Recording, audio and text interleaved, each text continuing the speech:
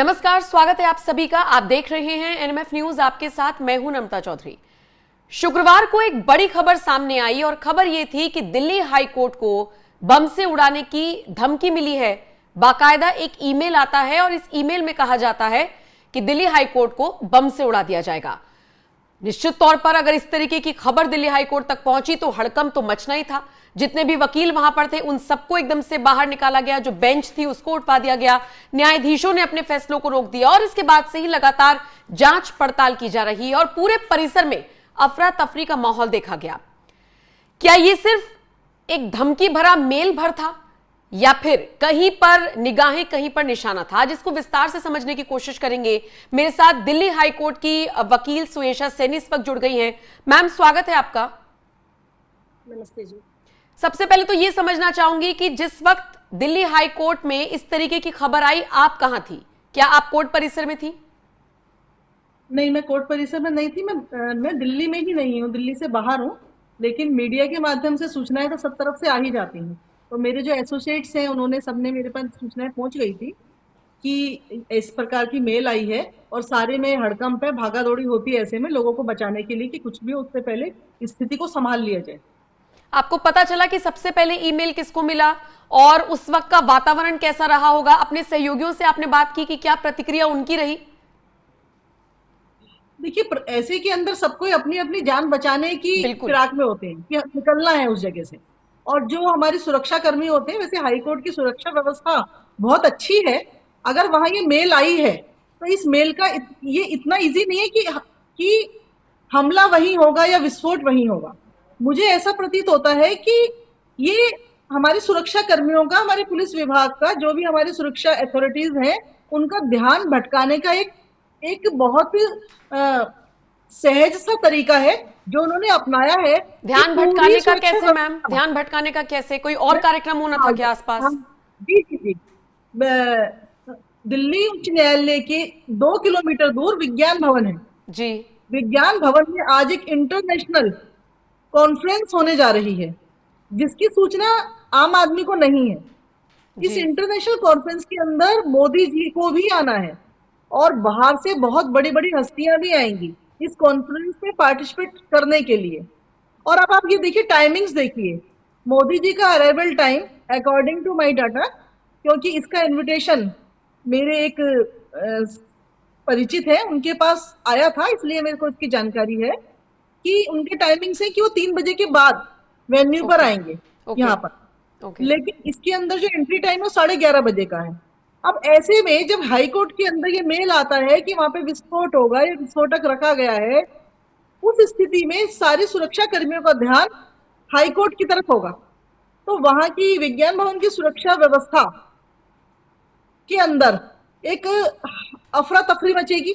या तो वो कार्यक्रम नहीं होगा या वो कार्यक्रम होगा तो वहां की सुरक्षा व्यवस्था, यहाँ की एक होश पोश वाली स्थिति हो जाएगी। बिल्कुल। जिसका लाभ ऐसे असामाजिक तत्व उठा सकते हैं जो इस प्रकार की मेल भेज रहे हैं, लेकिन उनका टारगेट दिल्ली उच्च न्यायालय नहीं है, टारगेट कुछ और है। वो देश की छवि को खराब करना चाहते हैं। और देखा जाए तो हमारे सुरक्षा कर्मियों की वो कितने सक्षम है, उनके ऊपर एक प्रश्न चिन्ह लगा रहे हैं कि ऐसी स्थिति में वो क्या इन दोनों कार्यक्रमों को संभाल पाएंगे। एक वो जो कोर्ट की सीमा रेखा के अंदर उन्होंने कहा, और दूसरा वो जिसकी सूचना आम आदमी को नहीं है। पर ये भी इंटरनेशनल कॉन्फ्रेंस है जिसके अंदर भारतीय और विदेशी दोनों प्रकार के मेहमान होंगे और उनमें भी उच्च स्तर की उनकी जो लोग हैं वो यहाँ पर आएंगे। मैम, लेकिन ये कितनी बड़ी बात है कि जिस कॉन्फ्रेंस की सूचना आम आदमी को नहीं है, दिल्ली के लोगों को नहीं है, उसकी सूचना उन लोगों को है जो पता नहीं कहां से बैठकर मेल कर रहे हैं। क्योंकि सिर्फ दिल्ली हाई कोर्ट में नहीं आया ये मेल, बॉम्बे हाई कोर्ट को भी बम से उड़ा दिया जाएगा, इस तरीके का मेल आया है। देखिए, जब कोई बहुत बड़ी चीज करनी होती है तो पहले एक मतलब ये छापा मार युद्ध जैसा हुआ कि आप ध्यान भटका दो, व्यक्ति कहीं और होगा और काम कहीं और होगा। लेकिन मुझे अपने सुरक्षा विभाग के ऊपर, मुझे अपनी अथॉरिटीज पर पूरा विश्वास है कि किसी के भी गलत इरादों को, नापाक इरादों को, अपना इरादों को करने का कि वो कर पाए, ऐसा अवसर नहीं दिया जाएगा, उन्हें धर दबोच लिया जाएगा।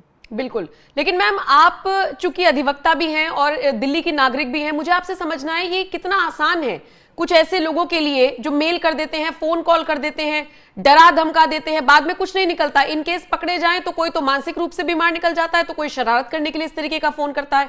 हमने देखा दिल्ली के प्रमुख स्कूलों को भी बम से उड़ाने की धमकी दी गई थी। देखिए, इतना बड़ा देश है और इतने बड़े देश की बहुत सारी समस्याएं हैं, और उन बहुत सारी समस्याओं के अंदर से एक एक सुरक्षा को लेकर और आंतरिक दुश्मनों को लेकर जो आए दिन ये चीजें होती हैं, वो इस चीज का प्रतीक है कि वो हमें टटोलते हैं कि हमारा देश कितना सक्षम है। तो मैं तो ये कहती हूँ कि अगर ऐसे लोग ये काम करते भी हैं, चाहे वो मानसिक रूप से बीमार हो, चाहे उनकी ऐसी भावना हो, चाहे वो बड़े बड़े उग्रवादी संप्रदायों से जुड़े हुए हों, जो भी हों, बात घूम फिर कर इस पर आती है कि हमारी व्यवस्थाएं कितनी सक्षम हैं, वो कितनी सजग हैं। तो ऐसा अवसर तो बहुत कम ही आता है कि हमारी व्यवस्थाएं हमें फेल होती दिखें या वो एप्रोप्रिएट एक्शन ना ले पाए। तो कोई बात नहीं, जो लोग ऐसा कर रहे हैं वो तो करते रहेंगे, उनकी मानसिकता ही है, वो इसी के लिए जीवित है कि उन्होंने यही करना है। लेकिन हमारे लोगों को, हमारे नागरिकों को इसके लिए प्रेरित रहना चाहिए, सजग रहना चाहिए, और ऐसे लोगों की भावनाएं जो वो रखते हैं, बुरी भावनाएं, उनको अंजाम ना दे पाए, इसके लिए हमारे प्रशासन का साथ देते हुए इन चीजों के अंदर पहले से पहले हमें तैयारी रखनी चाहिए कि ऐसी परिस्थिति में हमें करना क्या चाहिए। जैसे कि मैंने अभी जो सूचना यहाँ पर दी, वो मेरे पास तो ये नहीं पता था क्या होगा, लेकिन मेरे पास कल का एक इनविटेशन था जिसको ज्ञान भारतम नाम से जो प्रोग्राम होने जा रहा है उसके बारे में पता था। जब आज मुझे हाईकोर्ट का जैसे ही पता चला, मेरे दिमाग में एकदम खुराफात आई कि जरूर इस प्रोग्राम को भी टारगेट किया जा रहा है, इसलिए ध्यान भटकाने की कोशिश है। ये मेरा निजी वक्तव्य हो सकता है, मैं श्योर नहीं हूं, लेकिन ऐसा मेरे मन में आया। तो मैंने भी अपने राष्ट्र के बारे में, अपनी राजधानी के बारे में, अपने जो सरकारी विभाग हैं, हमारा कोर्ट है, न्यायालय है, जो कि एक लोकतंत्र का चौथा पिलर माना जाता है ना, उनमें से एक है, कि उसके बारे में सोचा। तो मेरा जो सोचना था, जो बात मैंने आपको व्यक्त की, कहीं ना कहीं अगर मेरी बात कहीं पहुंचेगी तो हो सकता है इसका लाभ सुरक्षा कर्मियों को मिले और वो आगे भी सजग रहे। नहीं, बिल्कुल बिल्कुल, ये जो आपने सोचा है, ये तार से तार ही तो जोड़ने होते हैं, कड़ियों से कड़ियां ही मिलानी होती है, वरना देश में बहुत सारी चीजें चल रही हैं, किसी को मतलब ही नहीं होता। एक आखिरी, जी मैम। ये 11 तारीख से 13 तारीख तक का कॉन्फ्रेंस है। ठीक है। आज है 12, ठीक है, कल है 13।